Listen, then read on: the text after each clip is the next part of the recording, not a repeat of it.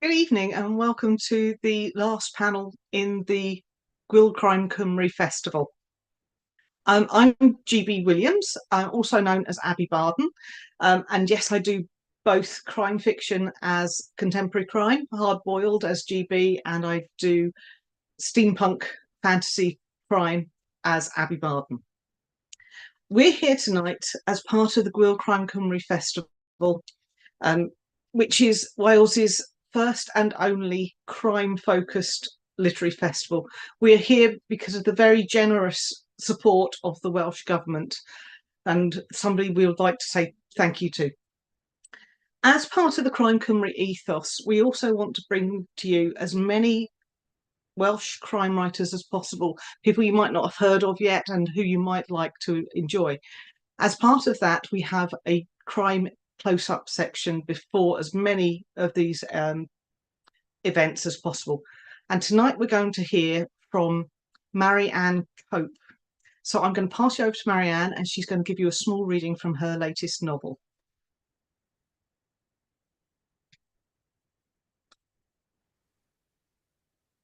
Hi, my name's Marianne Cope, and tonight I'm going to be reading to you from my supernatural crime thriller, Headhunter. Melinda Jenkinson, Ellie announced as she barged into D.S. Woods' office, young desk sergeant in her wake. I'm sorry, sir, she just marched past me. I'm sure she did, Wood said, standing up to assert the balance of power as Ellie leaned on his desk. You can go, he added, looking over Ellie's shoulder. Yes, sir, the desk sergeant said. And close the door, Woods added. Woods waited for the door to close before he addressed Ellie. What about Melinda Jenkinson? He's missing, that's what. Ellie hissed, her heart hammering and her vision tinged red as the black ball bobbed. And? And if you don't get your finger out your arse and investigate more thoroughly, perhaps she wouldn't be.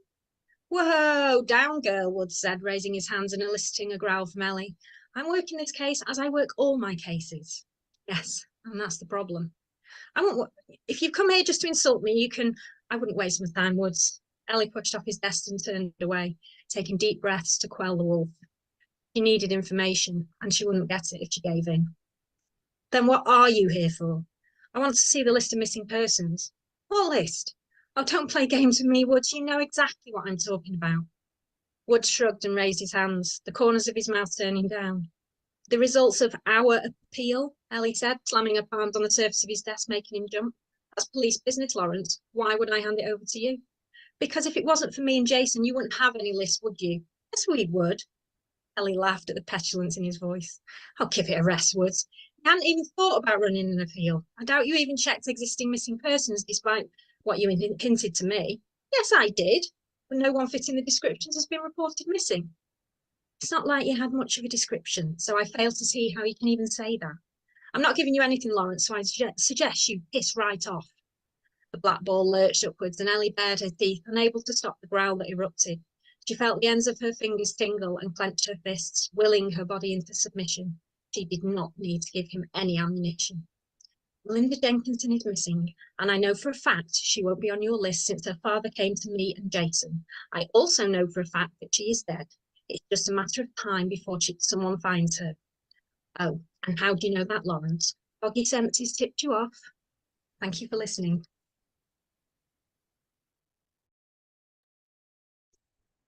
That I think is going to be a great book. I've got it and I can't wait to read it. So let's start tonight's session and I'll introduce you to James Lovegrove, if he'll join us on screen, and G.J. Williams. James Lovegrove. Yes, he's there. Thank you. Sorry, you switched me off and now I'm back on. James Lovegrove's written over 60 books, which I'm stunned at, plus short stories. This includes you writing for the Firefly tie-in with Yes. science fiction. Yeah. Yeah. And today we're going to be looking at the fourth of his Cthulhu case books, which matches Sherlock Holmes against Cthulhu in the Highgate Horrors. James also reviews his fiction in the Financial Times, so you'll be getting a copy of my next book, dear. We've also got G.J. Williams, who debuted with The Conjurer's Apprentice. Book 2 is out, I believe, in June. Is that correct? June the 6th, yes. June the 6th. well, I'm very much looking forward to that because I enjoyed the first one so much. You'll get a copy, don't worry. GJ is a Welsh speaker raised in England. She's a business psychologist and travels a lot between Somerset and London on the train, and I love this, with her grumpy cat. Yeah. And I'm really hoping to hear a little bit more about the cat through the evening. So first, like to ask our guests to give you a little bit of an introduction to themselves and to their books. So James, if we could start with you, please. Right, well, as you've already said, I've written over 60 books. I'm probably best known for a series I did, a God Punk series, which are about sort of ancient gods in the modern times, and they're sort of military SF. I've written, as you say, Firefly tie-in novels as well, because that was one of my favorite TV shows. And when they offered me the job, I said, absolutely. But I've also written a dozen Sherlock Holmes novels. Some of them are straight Sherlock Holmes novels, and 4 of them are these Cthulhu Casebook series, which is it is supernatural detective fiction. It's Holmes and Watson rubbing up against the monsters from Lovecraft's mythos. And also just sort of the whole cosmic horror thing as well. GJ? So I am, as you said, I'm a psychologist. I grew up in Somerset, and I have actually written for years and years and years, but it was just for a hobby. And then a couple of years ago, I was losing a friend, and she made me promise to get published, and so I pushed it through, ended up with a 3-book deal, and it ended up as one of these, sort of lovely dream scenes for writers. So I write my novels. This series is set in Tudor times. I take real people, real events, and I throw bodies and a plot into the middle. So that would be my approach. So it's historically correct with some other characters thrown in, and so my detective is John Dee, who was very much alive. The apprentice, Margaretta, is not. She is not real. So that's my approach. Grand. Well, since this is a crime festival, let's talk about the crimes quickly that take part, just so people know we are writing crime fiction. This is Shades. In this book alone, I have murder, home invasion, attempted theft of intellectual property rights, brainwashing, and conspiracy. So, since this is to hand, GJ, what's in this one, The Conjurer's Apprentice? Now, as a psychologist, I've trained lawyers for the last 25 years, and I should really damn well do better on this. So I should know my crimes technically, but I don't really, because I don't train them in that. But I have got treason, I've got political plotting, I've got drowning, I've got serial killing, I've got threat with malice, assault and battery, and I've got predicting the death of a monarch, which in Tudor times and before was treason. It was royal treason. There's probably a few more in there, but those are my primary crimes. It's interesting how crimes change definition over time as well. Yeah. So here we are, Sherlock Holmes and the High Great Horrors. James, what's in here? I think it'd be easier to list the crimes that aren't in there. The book takes place over a 30-year span, which is almost the entirety of Sherlock Holmes's career. So I've written them down. We've got murder, got attempted murder, kidnapping, theft, mutiny, impersonation, human medical experimentation, body snatching, extortion, brainwashing, conspiracy, and poisoning. I think there's a couple of others in there as well, but that's some idea. I think you have body desecration, which still is a crime as well. Oh, well, okay, yes. I think I've got that too then. Yes. Well, that's quite interesting as well. We've all gone conspiracy theory in this as well. So we've all got the level of conspiracy. So one of the things I found particularly interesting about reading both your books is that you're using pre-established characters. Obviously, John Dee was a real person, and to a lot of people, Sherlock Holmes was a real person, whether he wasn't or not. So what kind of level of research did you go into to encapsulate those characters and to make sure you got it as right as it is possible to get these things right? Jump in. Yeah, in my case, all the work's been done for me by Conan Doyle. because essentially he created the characters, obviously, and the style, the format of the story of the consulting detective, people coming to him with their problems. But what he did also was he created a London that probably never really existed, but has now been sort of absorbed into the collective imagination, so that we think of it as these, you know, the foggy cobbled streets and dark figures moving through them to perform evil deeds. So from a research point of view, other than reading the originals many, many times and knowing them inside out, I tend to do historical stuff as and when it comes up while I'm writing the book. So sometimes when I come up with a plot, I'll go, all right, I need to look into this or that. But by and large, it's as I'm going along, I think, right, I need this detail or that detail. Everything else is kind of already there because the work has already been done. I mean, for instance, for Highgate Horrors, I did have to look up, what was it? Oh, yes, it was opera in New Jersey at the turn of the last century, which, funnily enough, I didn't know anything about. But that's the sort of thing. It's just like there's little bits here and there. It's not. I don't sort of have to do a deep dive because it's already there for me. But you've obviously read, as you say, you've read Arthur Conan Doyle's Sherlock lots of times to know that inside out. Yes, absolutely. Yeah. Was that something you'd done originally for the previous books rather than for these particularly? In what respect do you mean? Because you've got previous books of Sherlock Holmes, haven't you?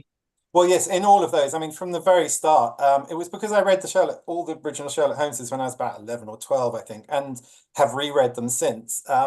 But it's so embodied in me that I actually, when I started writing my very first one, The Stuff of Nightmares, I thought I'm never going to be able to get this right. I'm never going to be able to get the language right or the voice right, and it just sort of came, and it was like it was almost been like waiting to happen. So again, I'm not pretending it was easy, but I'm just saying I just found it easier than I thought it was going to be.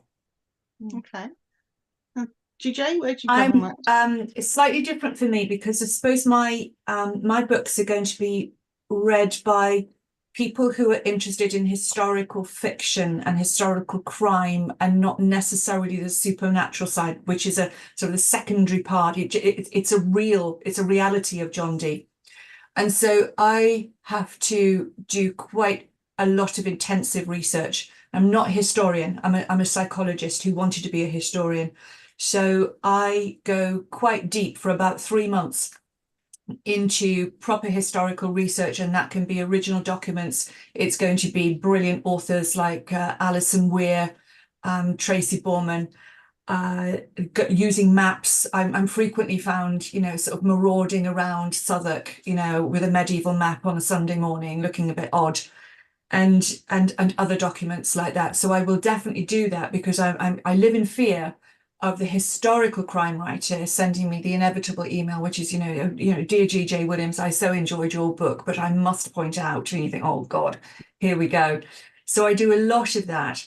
But I suppose what is a gift to me is if you look at John Dee, there is most of his original manuscripts were lost. When they were actually found, they were actually used as linings for baking tins.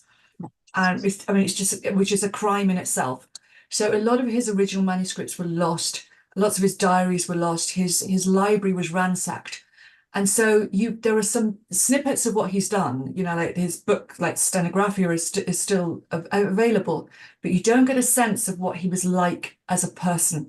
And you tend to go back to historical research there, and people wrote the facts. They wrote about what had happened. They wrote a letter. There wasn't much emoting and not much description of character and what somebody was like and, you know, their personality. So I have the gift of being able to make that up, how I think he would have been, looking at his background and looking at his action. What do I think his personality would have been?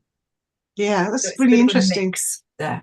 Yeah, because if you had his diaries, you'd have a much better feel for the man himself, wouldn't you? Yeah. Yeah. Yes. But his diaries are very factual. He will say that he gave somebody a physic for something, or he did a horoscope for somebody else, or somebody else came round because their child had a bad leg. He also wrote rather, intimate diaries of when he was later, that will come into later books, you know, when he married Jane Frohman. He kept, you know, quite intimate records of their marital life. She wasn't too chuffed about it, but, you know. Yeah, I can see why. What GJ was just saying about historians then, I mean, I don't live in fear of historians. I live in fear of Sherlockians, because they are incredibly passionate about their subject. And if you get the slightest detail wrong, they'll let you know. I mean, for instance, I've had a very friendly but sort of long-running discussion with an American Sherlockian who we were trying to locate where the farm that Holmes retired to near Eastbourne, where I live, is actually located. Obviously, it's not a real place, but we have gone back and forth because he's visited a few times over what particular house that is here might sort of correspond to the very few clues that Conan Doyle has given us. And it's fun. It's a game. It's a game we all play. It's called The Great Game, pretending Sherlock Holmes was real. But some people, shall we say, take it a little too far. Yeah. You've actually touched on this slightly, both of you. One of the things that I find is when you're setting something historically, and mine are set in an alternative Victorian, so even I have to look for Victorian things, it's there's a certain cadence to the language that you have to use, and there's a tone and a way of expressing things that is slightly different from the way that as modern people we would express and use language today. Did you find that was something that came naturally for you, or was that something you had to really work on and maybe edit into your writing? How did you embody that?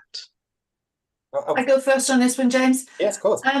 I have to say, having written and read a number of historical novels that try to keep with the language of the time, I get incredibly frustrated with them. And I probably shouldn't, because they are more historically correct in many ways, but it just drives me nuts, because frankly, I'm trying to, my head is trying to get around the language, and to me that feels as though it really slows down the pace, and I'm too impatient. I'm way too impatient for something like that. So I tend to use modern language in order to keep the pace, but there are a couple of caveats to that. So I will use a turn of phrase and maybe construct within the dialogue, might construct a sentence in the way that it might have been constructed back in Tudor England. I will also sprinkle in words that would have been used then, words I really love, things like a Babylon, a slug-a-bed. So though, and generally most of them are insults, the words that I really love. So I'll sprinkle those in to get some authenticity. And I always check whether a word would have been used in that time, because there are brilliant dictionaries that will actually give you the origins of the word and when it was first came into normal common parlance. And I was always check that. And so if I look at something, there was a classic, somebody said that I should use the word papa instead of dada for Margaretta's father. The word papa did not arrive in England until well into the 1700s, and it came over from France. So she would never have said papa, and as a Welsh woman, she definitely wouldn't have said it. She wouldn't have. No, I was going to say she's Welsh, so it would have been dada anyway. I had a similar thing writing Victorian times, because I wanted to use, in the second book in the series, I wanted to use the word okay, and I thought, hang on, was it even around then?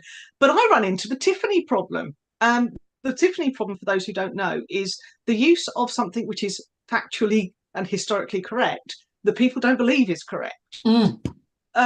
Because in 1885, the word okay was in use. It was mostly in use in America, but it was actually starting to be introduced into the UK.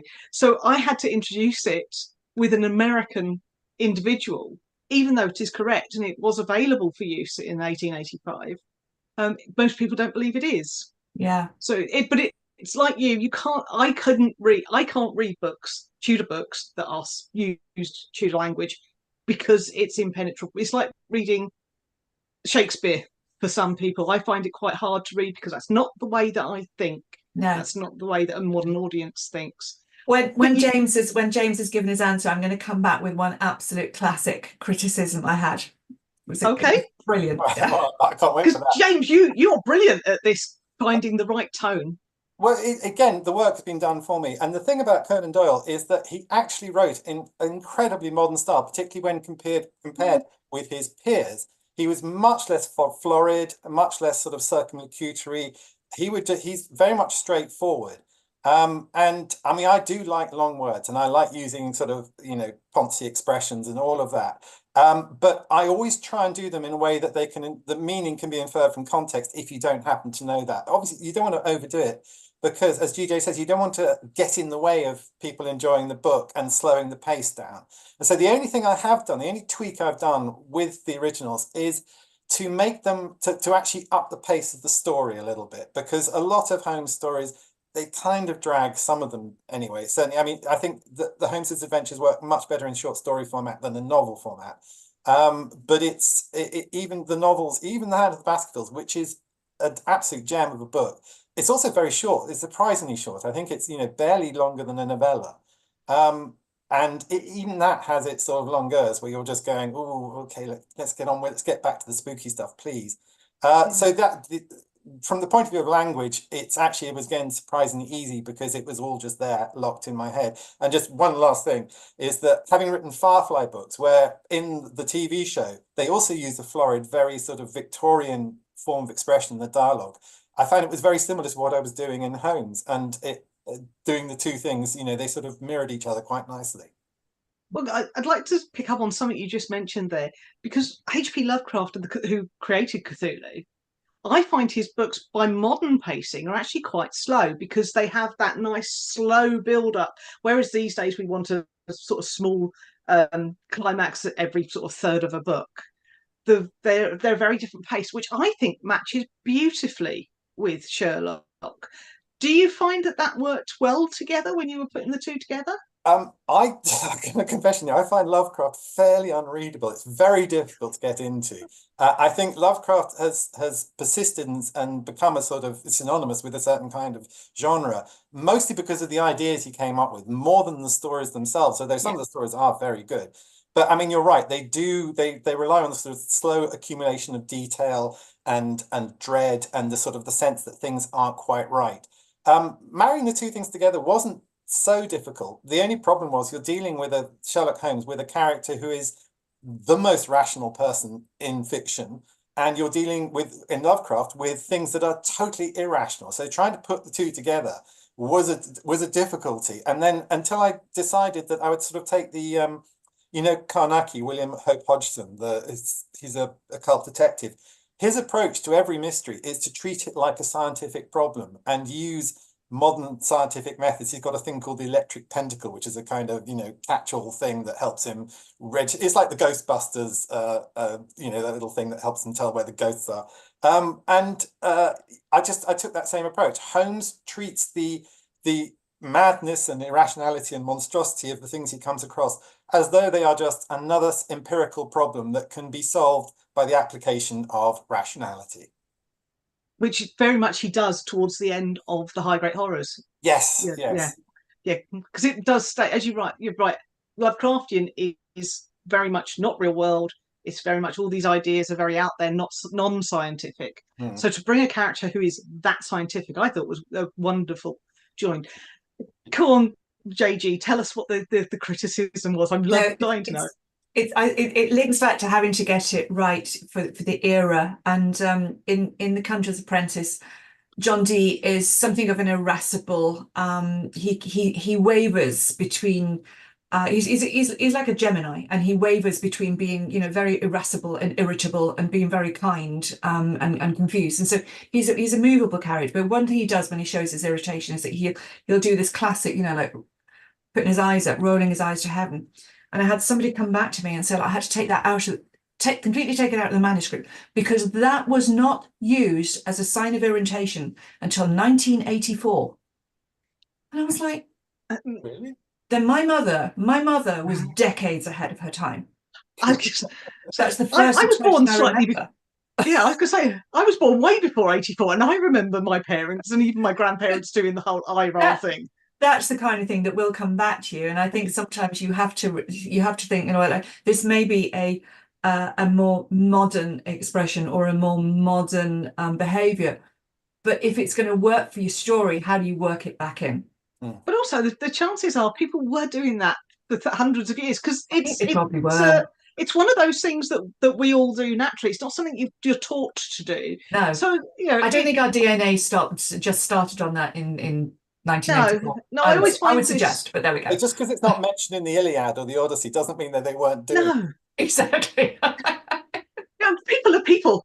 You go to find these hidden tribes in Africa and all the rest, and they say that actually they understand what a smile is. They know Yes. how to interpret expressions, even if they don't understand the Yeah. words. So Yeah. that has to come from something that has been a part of our makeup as human beings for millennia. So to say somebody didn't roll their eyes in the 1500s and is I ridiculous. think as authors, one thing you have to do, even though it's back in history, you have to make them very alive and real to people. Yeah. And I think there's too much real history that's just sets out, he did this, he did that, she did this, she did that. You've got to make people feel as though they're in the room with the people. And it's those little gestures, it's the way they think, it's the way I look at this awful scene as though it's an experiment, and the way John Dee will look at something and think about, what does that actually mean in terms of the spirits and my standing and all of this kind of thing. You have to be there with them, and I think you've got to mesh things in to make them real. It's also that you've got to show rather than tell. You can't tell somebody that he's exasperated. You've got to show that he's exasperated. Absolutely. Yeah. From that, because you've mentioned it a few times now, his predictions. So he uses horoscopes, tarot, and something else. Crystals. Thank you. So do you want to explain a bit about how much of that we know from real world and factual information, and how much have you embellished and used that knowledge of what he did? A really good question. He was definitely doing horoscopes. I mean, that he was a mathematician, but he was also an astronomer, and the use of astronomy was very, very widespread in Tudor England, and it became even more entrenched when you get into Elizabeth's court. So the Conjurer's Apprentice is based in Mary's reign, but Elizabeth was quite obsessed with what they call the supernatural or the occult or the messages from the stars. So was Cecil, so was Dudley, the one that she loved. So they used it all the time. But because astrology and even mathematics was seen as an art, it was actually seen as a dark art. So mathematics was seen as conjuring. But he definitely did do horoscopes. He definitely did horoscopes that got him into trouble in 1555, which will be a spoiler if I say anything about it. He definitely used crystals. He used an obsidian disc that he used to use for scrying. He wrote about the power of crystals to refract light and get energy of the earth and angels through. Now, in terms of the tarot, that's an interesting one because, and it's a bit like rolling the eyes. So the tarot was definitely in existence from the 1300s onwards. Yeah. It is meant to be linked back to the Jewish Kabbalah. So it was symbolic, but the extreme imagery that we see in the tarot now is from the Rider-Waite pack, which didn't come through until the 1900s. And so I have had to twist it a bit by saying that he does know the meaning of the cards, that he does use it for prediction and to understand characters, and that he has had his own pack made. But again, the criticism has come through, it wasn't used for prediction or the occult until 1770. Well, actually, that's the first time it was written about. Yeah. We don't know. So I press that a bit back into the 1500s and say that he uses it because he would have seen those cards in Europe. He would have seen them played with. He would have seen the imagery on the major arcana cards. Yeah, I mean, the development of the tarot, because it is something that I actually do have a number of tarot packs myself and use them. It has taken centuries, and Absolutely. There are slightly different versions. As you say, Rider-Waite is what we mostly know today, or that is what has informed the current set of tarot cards. But they've always been there in some form or other. They just took a few hundred years to develop. Yeah. So with my own, there is a magic system there. It's based on an element called aether. But my main character, Amethyst, calls herself a scientist. So there's an awful lot of science goes into mine, which I think, James, is what you were saying really about yours, because again, Sherlock is such a logical, scientific individual, isn't he? Well, I mean, I in the Highgate Horrors, I do have him discovering Pluto before Pluto is officially discovered as Yes. a planet. But I I mean, think he kept. Does he discover it, or does he just calculate that it must be there? calculates that it must be there. It was actually, there were already astronomers at the time were calculating through perturbations in the orbits of Uranus and Neptune that there was probably something lying out further beyond. And I know that Pluto isn't technically a planet anymore, but it was they were on the cusp of discovering it. But I mean, something that GJ was saying as well. I liked in The Conjurer's Apprentice the fact that there was this tension that you weren't sure if Dee was actually in touch with mystical forces or just using these tools as a way of you know, coming up with insights that were already there, and it's a sort of more like an intellectual exercise. And of course, contrasting with Margareta, who appears to have some kind of psychic power. I thought that was very she does. tension between them. Yeah, but that's an interesting one. As a psychologist, I would question whether it is psychic, because there is such a thing as deep intuition, which is probably the skill that a modern tarot reader or a medium uses. And it's somebody who is able to look at a tiny expression. They have an acute sense of smell, because, you know, when we get stressed, we produce adrenaline, and that creates a smell. And so there are people who have this deep intuition, and people call it second sight, and it may not be supernatural at all. So we don't know with Margareta. Yeah, I got the thing that she just could be an empath. She just, you know, she can read people. She may be. Yeah. But even her mother shows certain skills, but I suppose arguably that could be house husbandry or animal husbandry more than second sight. But it's interesting because there is always this argument: is somebody psychic, or are they just predicting by seeing things that other people are missing? That's one of the things I find quite fascinating with the whole medium area. Well, yes, it's the same way that mediums and you know, stage performers use cold reading in order to just be able to sort of get to the truth of things very, very quickly. Yeah. They are just observing things, looking for things that they know are there. And some people are doing it unconsciously, subconsciously, and therefore think they've got psychic powers. Yeah, because I think a lot of these people just, as you say, they just have that talent. They just understand it on a natural level. It's not something they've necessarily developed. It's just something that they are. So yeah, it's always an interesting debate, that one. Are psychics It is interesting, but we know that in Tudor times there was such a belief in magic. There was such a fear of the supernatural. I mean, nobody, you know, there was no such thing as a psychologist back then who would say, "Oh no, it's just deep intuition. She's reading your micro expressions." To them, it was magic. It was scary. It was either driven by the devil or it was driven by God, and people lived in fear of that, and that's why they would attack it, and that's why Dee and Margareta are constantly having to cover up what they do. Her far better than him. And again, that carried on as well.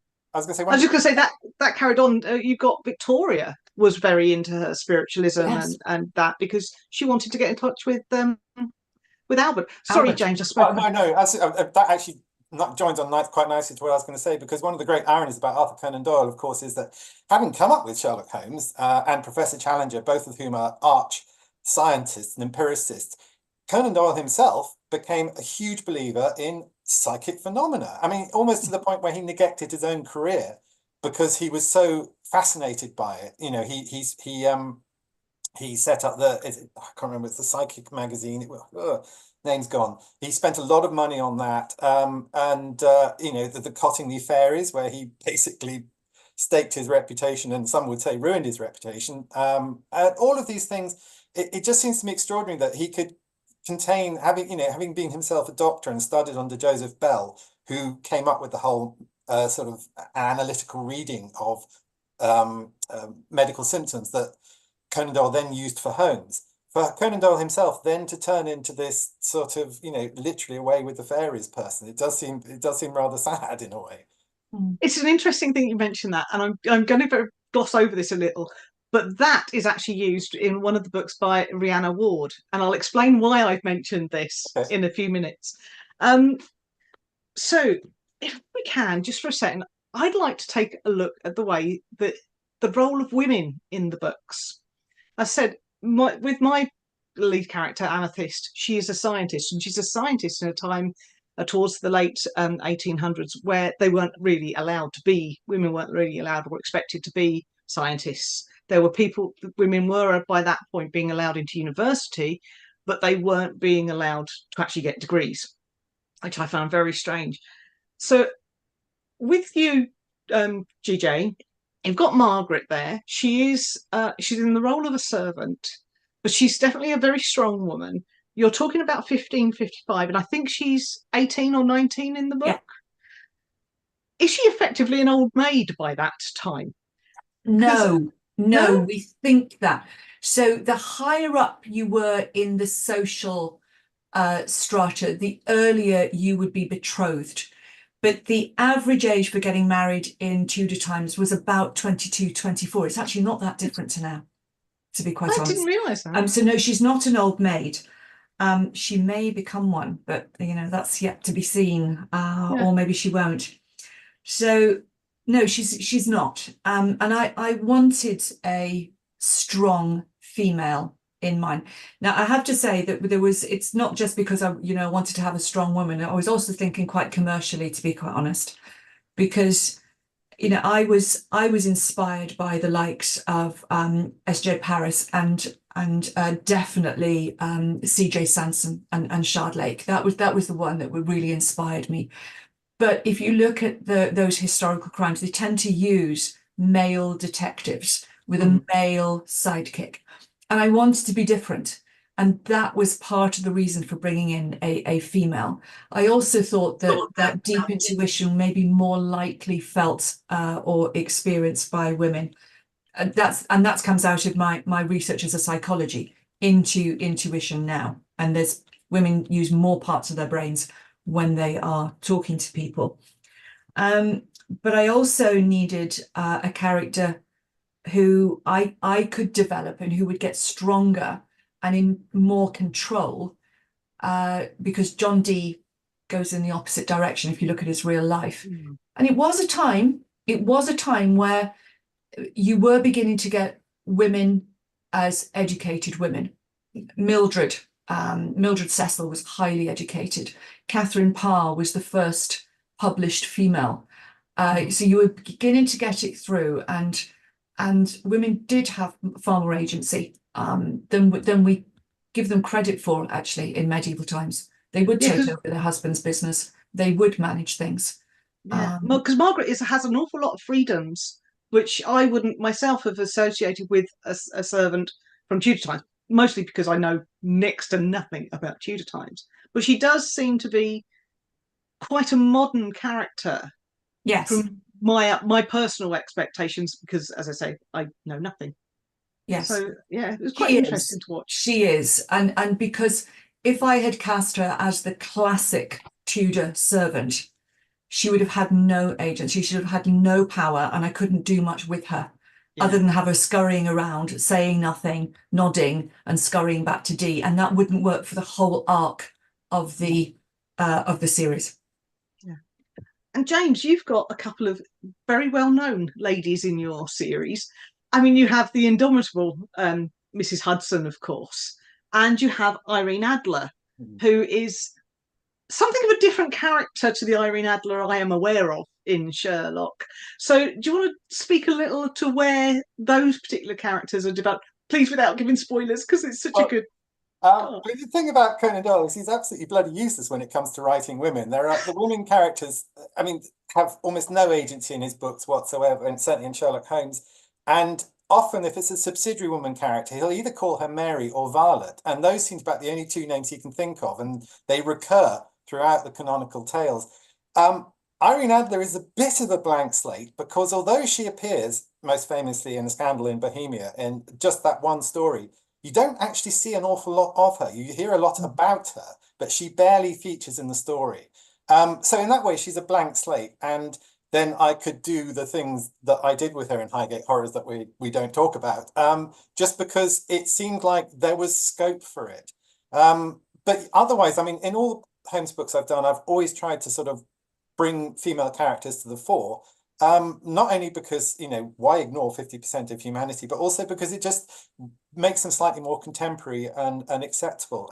One of the things I did do in Highgate Horrors was I wanted to pay tribute to the GP who, thanks to her, I am still alive today, because she spotted that I had cancer and got me onto the thing anyway. So I made one of the doctors in the book, I named him after her, and my editor said, we can't have a female oncologist in Victorian times because such a thing doesn't exist. So I had to gender flip her, which I'm a bit annoyed about. But I took the editor's point, because otherwise, if you have a female doctor in Victorian times, it's going to stand out, and it's going to seem like you're trying to make a point, or that this character has more significance than, in this particular instance, the character does.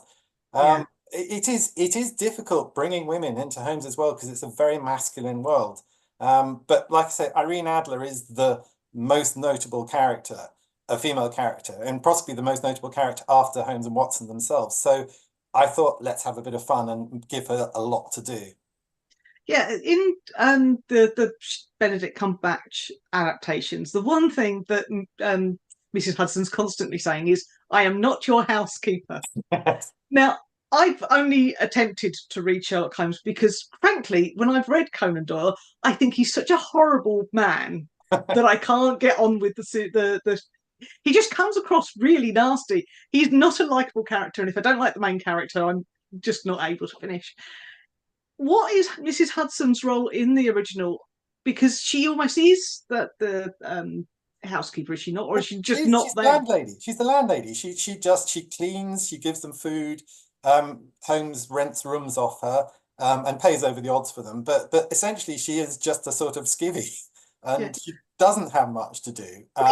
Let's face it, he should pay over the odds. He shoots up the wall. Yeah, well, yeah, exactly, and keeps strange hours and does chemical experiments, and yeah, no, I mean, she doesn't have an awful lot of influence or anything in the books. She is just kind of a sort of hovering background presence. I mean, it's funny what you say about Holmes is that he is unlikable, and the only way that it works is because Watson is likable. Watson instigates him. He filters him through to us, and we can find him acceptable because Watson is actually quite cool. He's a doctor. He's a war hero. He's a normal, rational, red-blooded heterosexual male, and that actually makes Holmes so much more approachable, because we don't have to like Holmes because we like Watson.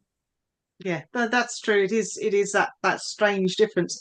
But again, without spoilers, the Highgate Horrors last 30 years, which is quite frankly one of the largest time spans of most books, particularly most crime books. How do you think Conan Doyle would look at the way that you've treated Irene Adler? Do you think he'd approve? Do you think he'd disapprove? I don't know, to be honest. I mean, Conan Doyle liked women, although he treated his wife appallingly, because essentially he sort of already was, while his wife was dying, Conan Doyle was taking up with his mistress. I'd like to think that he would be okay with it, but if he doesn't like it, then he's a product of his time and his generation, and tough. Yeah, he's quite a difficult character to get hold of. As you say, he seems to change his own character through his life as well. Yes. So one question for you before we go over to audience questions. When you set up the Cthulhu case books, the very first one, which is Shadwell Shadows, first one I read and I did love it. I've missed the middle two, but I'm going to go back to them. You actually set that out as there being a trilogy. Highgate Horrors is book 4. So what happened between the end of the trilogy to give you book 4? It's like Hitchhiker's Guide to the Galaxy, a trilogy in 4 parts. 4 parts, what happened was I've written the trilogy. It was done self-contained. It itself spans 30 years. And I was talking to my editor, and we'd sort of agreed that I was coming to the end of Sherlock Holmes. I'd done many books for them. And I was getting a little bit bored of the format. And I thought, well, I'll just go out with a bang. People like the Cthulhu case books. Let's just do a big one that dovetails with the original trilogy, but also stands on its own. The original trilogy you have to read in order because they tell a larger story. But this one, I just thought, let's just go for broke. 30 years. It's a very long book as well. I mean, it's 170,000 words or something like that. I just thought, let's just go out in a blaze of glory, and that's what I've done. Well, in my personal opinion, is you have, because I love the fact that I think there's 8 parts to this. Yeah. So each one can actually be read as a short story, which, as you say, Conan Doyle was much better at short form than as novels, as far as I'm concerned. Yes. So Yeah. you've got eight short stories, and watching the thread develop an arc through the lot was absolutely a joy, as far as I'm concerned. It was a bastard to plot, I tell you. The plot runs to about 40 pages on that. But yeah, well, I appreciate you saying that. I'm glad it worked for you. It definitely did. So the reason that I mentioned Rhiannon Ward is because she's actually Sarah Ward, who is our lovely question monitor today. So she's going to come in, I hope, and have some questions for us all. Oh, Hello, hi. Sarah. Yeah, thank you for the name check, Gail. That's really kind. We've had some great comments while they've been watching the panel. James, there's a lot of love for your bookshelves. So They're gorgeous, aren't they? people want to dive into your den. So yeah, it looked really, really great. And also, in case I forget, we have somebody who's been behind the scenes on all the panels called Sean, and that we've just been complimented on how brilliant the technology's been. So just He's in been case fantastic. I see Sean again. So the questions. The first one is from Alex Hawley. And he asks, given the supernatural element of your books, do you think they'd be well adapted to graphic novels? I've read there are a couple of French graphic novels which are Holmes and Cthulhu, and they're very good. The names escape me, but one of them I think is called Sherlock Holmes and the Necronomicon or something like that. Yeah. And so I think they would work. I'm always open to that sort of thing. I love most of these books behind me are graphic novels, by the way. I've got to confess, I don't know a huge amount about graphic novels, but bearing in mind that Margaretta's supernatural skill is that she can see and hear what is not said. I don't know. I can't get it into my head how you would turn that into a visual image and a graphic novel. I'm not sure. But if anyone out there is in Netflix or Amazon Prime, definitely. I'd actually say you can do that in graphic novels, because I love a graphic novel.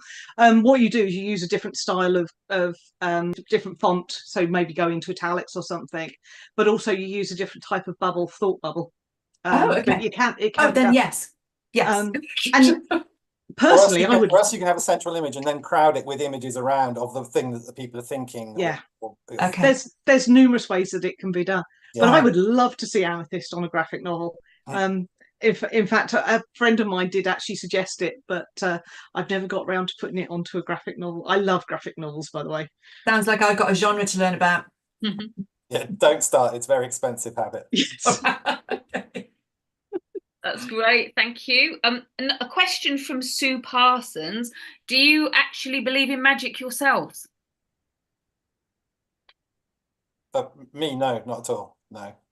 To a certain extent, I believe in things beyond what our normal senses can actually sense. So yeah, I think there is more to life than physical. So to a certain extent, yes, I do, but I'm not convinced by everything I hear. I think a lot of it is charlatanism. I do. I get very frustrated when I'm down in Somerset. I'm not too far from a place called Glastonbury, and I go there, and it is an ancient religious spiritual site, and I do believe that there is more in the world and more power than we possess ourselves.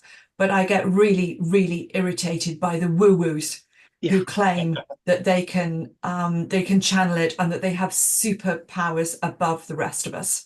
I do not believe that, and I get really, really quite irritated when I walk down Glastonbury and I have to walk past a wizard carrying a fox. Stop it. I was actually referred to as being the woo-woo one in a writers group last week. I want to just qualify my statement by saying I love stage magic, because stage magic gives you the illusion that there are things that are possible, that are supernatural, superhuman powers, but you know they're not, and so it gives you that beautiful sort of double bubble there. You can enjoy. That's the bit I love about stage magic, is you know it's not real, and so figuring out the technicality. The bit that I don't like is up close personal magic. You know, when you get people in restaurants, sometimes they come around and they do the table magic. I really want to tell these people to off because basically they're doing sleight of hand, which means they're pickpockets in my mind. I don't like that up close and personal stuff. I'm probably going to pinch your chips.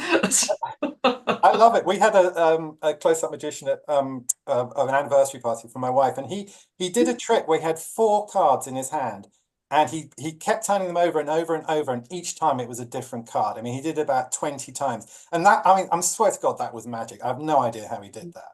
Yeah. I love the zigzag girl, you know, the where the middle goes. I think that's just a brilliant stage thing. But that just goes to show how talented the girls are, not how talented the magicians are. And how thin and mobile and all those things we are so jealous of. That's true.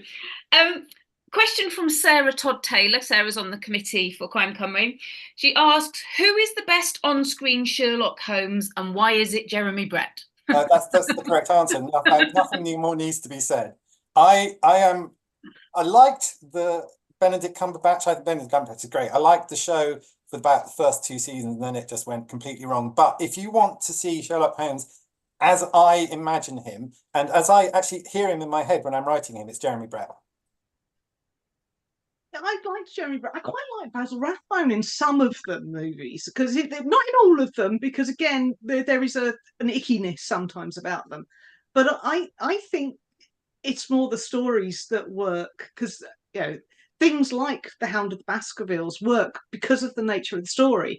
So if you watch that from all the versions that you can get hold of, Basil Rathbone, Jeremy Brett, even the Benedict Cumberbatch version, it is the story that carries you forward. So I think it's just a personal taste thing. My personal preference is I actually prefer Benedict Cumberbatch, but nothing wrong with Basil Rathbone, Jeremy Brett, or frankly any of the others that I've seen in my time. I think it's a Doctor Who type thing as well. It's like, who is your favourite Doctor? Well, it's the one you watched when you were young, and you know, Jeremy Brett for me. But Basil Rathbone is great, but totally ruined by Nigel Bruce as Dr. Watson, because you just want to shoot him. Yeah, he's not the best Watson, is he? The one I would avoid, however, there is the one I'd avoid, which is Robert Downey Jr. Oh, That's yes. awful. Oh, I hate those. It's awful. Yes. They're really bad. Go to the Enola Holmes, they're great, but avoid Junior. We have another question from Sue Parsons. How do you know where to place the crime, in the beginning or further into the plot? I think it's not a question about setting, but actually, does the crime happen up front or does it happen later in the book? So what's your sort of stylistic preference? Shall I go on that one? Yes. I put mine early, and that's a personal choice, and it's because I've got multiple murders, I'm sorry, in each book. Why do I put the crime in early? Is because I'm a naturally impatient reader, and if something big hasn't happened in the first 15-20 pages in a book, I get really quite irritated by it myself. So I'm writing to a certain extent for myself and my own style. James? I totally agree. I get it done as early as possible. And what I tend to do with my stories is I will start with a little sort of almost a pre-credit sequence, like in a Bond film, where it's the end of the previous adventure. And so there's a little bit of action, and then I want to get straight to the crime. And then frankly, if there isn't another body in about 100 pages, what's the point? Yeah. When I'm doing contemporary crime, it's page 1. Someone dies on page 1. But with the steampunk, I tend to do it a bit slower. I have that more gradual build up because there's so much world building to do. I'm just trying to think on my latest one. I actually have the murder within the first 10,000. Usually have something happen within the first 10,000 words, even if it's not on page 1. But on contemporary crime, it's almost always page 1. Great. We've got a Nigel Bruce fan in the group. So stop being horrible to Nigel Bruce, you rotter. Or you rotten lot. Sorry, not you rotter. This is a question for me, actually. Given that you've got a sort of supernatural element or magical element into your books, how dark are you prepared to go in your novels? Do you think about how sort of dark you're going, or is it just what comes naturally in terms of your writing? Start with you, Gail, actually. In the Aether Chronicles, which is the first of, they don't go very dark. They are, as a new word that I learned from James, what was it? Romantasy. Romantasy. Yeah, I'd never heard that word before. But in the series that I'm now working on, yeah, I go dark. I go really, really dark. And because I think when you get to that nature of certain types of superstition, that's the only place to go. I mean, if you're going to be talking about the work of the devil, you want to make that light and humorous? No, not really. So yeah, there are things that I wouldn't write about, but yeah, I will go dark if that's right for the story. Mm-hmm. GJ? As a psychologist, I used to work with my professor when I was doing my PhD, worked for the prison service. And so I learnt a lot about just how dark the human persona can go.